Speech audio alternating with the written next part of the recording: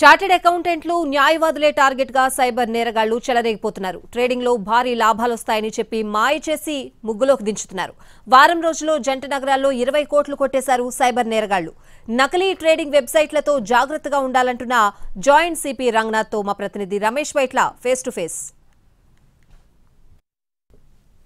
అయితే ముఖ్యంగా ప్రొఫెషనల్స్ కావచ్చు, చార్టెడ్ అకౌంట్ కావచ్చు, వీళ్ళనే పెద్ద మొత్తంలో మోసాలు చేస్తున్నారు. వీళ్ళకు నమ్మించి వాళ్ళ దగ్గర నుంచి కోట్ల రూపాయలు వసూలు చేస్తున్నారు. దీనికి సంబంధించి ప్రస్తుతానికి జాయింట్ సిపి రంగనాథ్ మనతో ఉన్నారు. సో చెప్పండి, నిజంగా ట్రేడింగ్ పోతూ జరుగుతున్న అక్రమాల గురించి మీరేం చేస్తున్నారు? ఫ్రాడ్స్టర్స్ ఏం చేస్తారంటే ఒక అడ్వర్టైజ్మెంటో లేకపోతే కొంత వాళ్ళు పబ్లిసిటీ ఇస్తారు. ఇచ్చి లైక్ ఫేస్బుక్, ఇన్స్టాగ్రాము లేకపోతే ఇంకా మీకు వాట్సాప్లో కూడా కనెక్ట్ అవ్వచ్చు. కనెక్ట్ అయ్యి వాళ్ళు మిమ్మల్ని గైడ్ చేస్తామని, దీనికి సంబంధించిన ఏది స్టాక్స్ ఇన్వెస్ట్మెంట్లో కానీ ట్రేడింగ్లో కానీ వాళ్ళు మీకు గైడ్ చేస్తామని చేసి మీకు ప్రాఫిట్స్ తీసుకొచ్చేదానికి గైడ్ చేస్తామని చెప్పి కూడా వాళ్ళు ఇస్తారు. ఇచ్చిన దానికి కొంతమంది అట్రాక్ట్ అయ్యే వాళ్ళు ఉన్నారు పబ్లిక్. ఎస్పెషల్లీ దీంట్లో మేము చూస్తే చాలామంది ఈ మధ్య chartered accountants, IT professionals, advocates, బాగా చదువుకున్న వాళ్ళు, వీళ్ళంతా కూడా కొంత ట్రేడింగ్లో ఆల్రెడీ అవగాహన ఉన్న వాళ్ళు కూడా వాళ్ళు దాంట్లోకి వెళ్ళి వాళ్ళకి ఇది చేసిన తర్వాత వాళ్ళు అట్రాక్ట్ అయిన దానికి వాళ్ళు ఏం చేస్తారు, ఫస్ట్ ఇనీషియల్గా కొన్ని రోజులు వాళ్ళు ఫేస్బుక్ ద్వారా లేకపోతే ఇతర మాధ్యమాల ద్వారా వాళ్ళు గైడ్ చేస్తారు. గైడ్ చేసి వాళ్ళు ఆ చీట్ చేసేవాడు కూడా వాడు ప్రొఫెషనల్గానే ఉన్నాడు. ఇప్పుడు మనం చూస్తే కనుక వాళ్ళు కూడా దీని గురించి పూర్తి అవగాహన ఉన్న వాళ్ళే ఉన్నారు, ఈ స్టాక్ ట్రేడింగ్ ఇదంతా.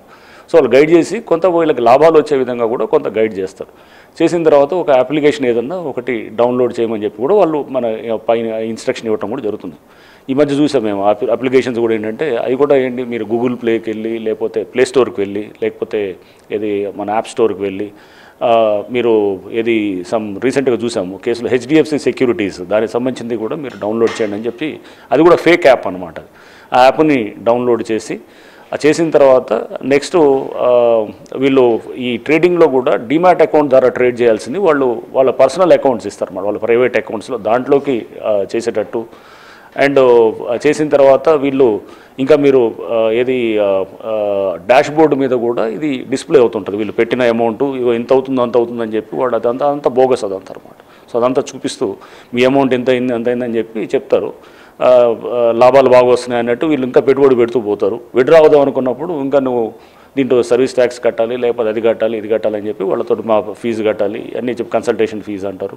ఇవన్నీ చేసి మళ్ళీ అవి కట్టించిన తర్వాత ఆటోమేటిక్గా వీళ్ళు ఆ డాష్ బోర్డు మాయమవుతుంది. ప్లస్ అక్కడ వాట్సాప్లో వీళ్ళు ఉంటే కనుక వాళ్ళని బయటకు ఎగ్జిట్ చేస్తారు.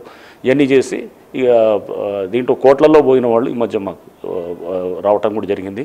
సో ఎస్పెషల్లీ ఈ ట్రేడింగ్లో చేసేవాళ్ళు అప్రమత్తంగా ఉండాలి. సైబర్ నేరగాళ్లకు ప్రొఫెషనలే టార్గెట్, అంతేకాకుండా డబ్బున్న వాళ్ళే బాగా టార్గెట్.